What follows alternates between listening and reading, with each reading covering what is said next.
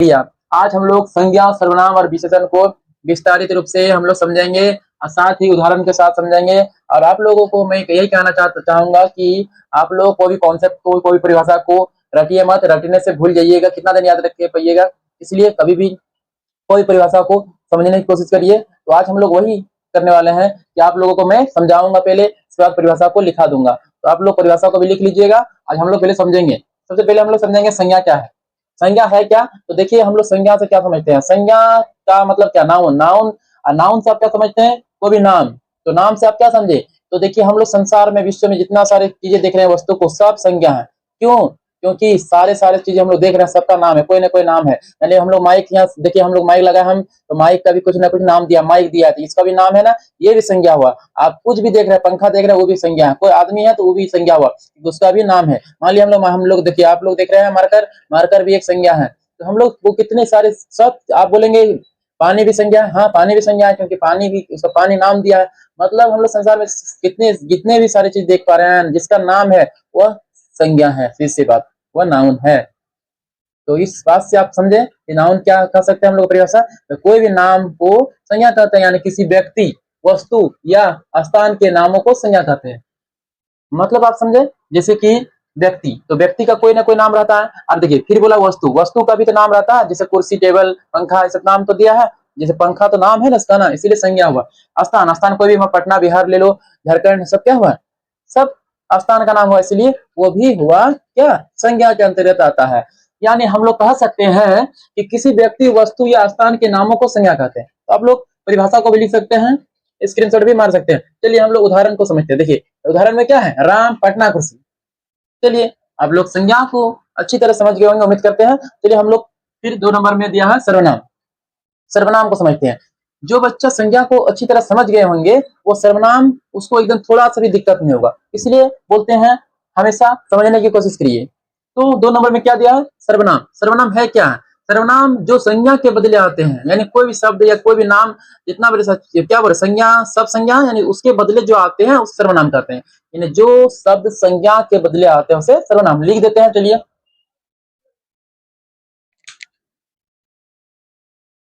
सर्वनाम क्या है? सर्वनाम क्या है?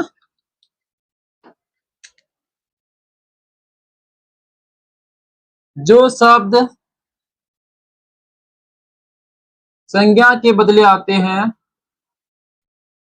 संज्ञा के बदले आते हैं, मार्कर लिखा नहीं रहा है, बदले आते हैं, उसे सर्वनाम कहते हैं।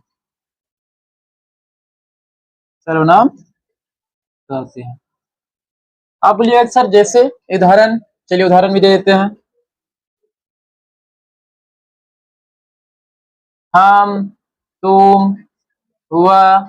देखिए इससे आप क्या समझे? सर्वनाम जो शब्द संज्ञा के बदले आते हैं, यानी हम भी यदि आते हैं तो वो हम भी क्या हुए? सर्वनाम। यानी जो, जैसे कि हम भी गए तो किसके बदले? संज्ञा के बदले गए, इसलिए हम भी सर्वनाम हो गए। यानी जो शब्द संज्ञा के बदले जाते हैं या आते हैं उसे क्या कहेंगे? सर्वनाम। तो आप लोग उम्मीद करते हैं कि सर्वनाम भी अच्छी तरह समझ गए होंगे। यानी जो देखिए, जिसको संज्ञा याद हो गया तो सर्वनाम थोड़ा सा भी दिक्कत नहीं होगा। इसलिए बोलते हैं पहले संज्ञा को समझिए, इसका सर्वनाम याद करने का जरूरत ही नहीं पड़ेगा। तो जो शब्द संज्ञा के बदले आते हैं उसे सर्वनाम कहते हैं। इसके बाद हम लोग 3 नंबर में विशेषण को पढ़ेंगे। अब विशेषण है क्या? आप जिसको संज्ञा और सर्वनाम याद हो गया होगा, उसको विशेषण में थोड़ा सा भी दिक्कत नहीं होगा। बार बार बोलते हैं कि आप लोग समझने की कोशिश करिए। तो आज हम लोग तीनों चारों को पढ़ेंगे, फिर आप लोगों से हम और एक बार विचार करेंगे इसको। जिसको जिसको याद हुआ है, किसको समझ में नहीं आया है, वो कमेंट कर सकते हैं और हमको पूछ सकते हैं। ठीक है, चलिए हम लोग विशेषण को अच्छी तरह से फिर समझते हैं। विशेषण है क्या? विशेषण आप कैसे कह सकते हैं इसका परिभाषा? तो चलिए हम लोग विशेषण को भी लिख लेते हैं, पहले समझ लेते हैं, उसके बाद लिखेंगे। ठीक है, विशेषण जो शब्द संज्ञा और सर्वनाम दोनों का विशेषता बताता है, यानी दोनों का जो शब्द का विशेषता बताता है उसे विशेषण कहते हैं। ठीक है, यानी संज्ञा और सर्वनाम दोनों का विशेषता बताता है तो उसे क्या कहेंगे? विशेषण। क्योंकि डिफरेंस, मान लो संज्ञा और सर्वनाम के बीच में डिफरेंस, ये अंतर क्या है? जैसे कि मान लो संज्ञा, मान लो हम हो गया कोई दो आदमी का, मान लो एग्जाम्पल ले लो, दो तुम्हारे दोस्त हैं, उसमें से अंतर देखो, मान लो तुम गोरा है वो काला है, तो लिख सकते हैं उदाहरण में कि गोरा काला। मान लो तुम्हारा दोस्त मोटा है तुम पतला है, तो ये भी एग्जाम्पल हो गया, डिफरेंस हो गया दोनों के बीच में, मोटा और पतला। तो हम लोग कह सकते हैं मोटा पतला दोनों के, मतलब हम उस तुम लोग के दोनों के बारे में बताएंगे विशेषता क्या, कोई भी विशेष चीज, यानी मोटा और पतला है इसलिए ये विशेषण, यानी हम दोनों के, तुम लोग दोनों के बारे में कोई विशेष चीज किसी को बताएं, मान लो लड़का दोनों दोस्त मोटा और पतला है। चलिए समझ में आ गया। चलिए हम लोग लिख लेते हैं परिभाषा को भी। विशेषण क्या है?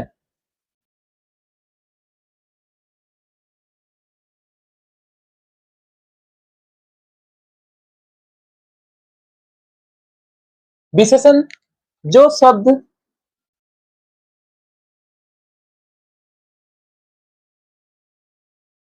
संज्ञा और सर्वनाम दोनों का विशेषता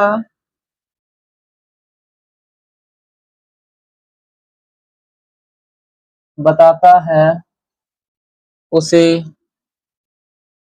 विशेषण कहते हैं।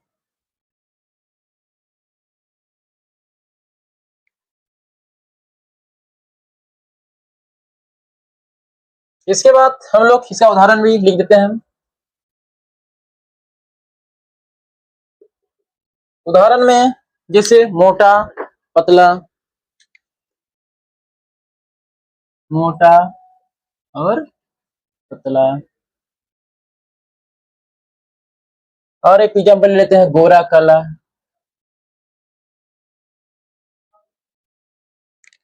तो हम लोग समझे क्या, संज्ञा सर्वनाम और विशेषण। हम बोल रहे थे कि इसी वीडियो में क्रिया भी समझा देंगे, लेकिन ये हो नहीं पाएगा, क्या है कि उसके लिए हम अलग वीडियो बनाएंगे, क्रिया का भेद भी बताएंगे आपको और क्रिया भी बताएंगे, इसलिए हम लोग अगले वीडियो में मिलते हैं। तो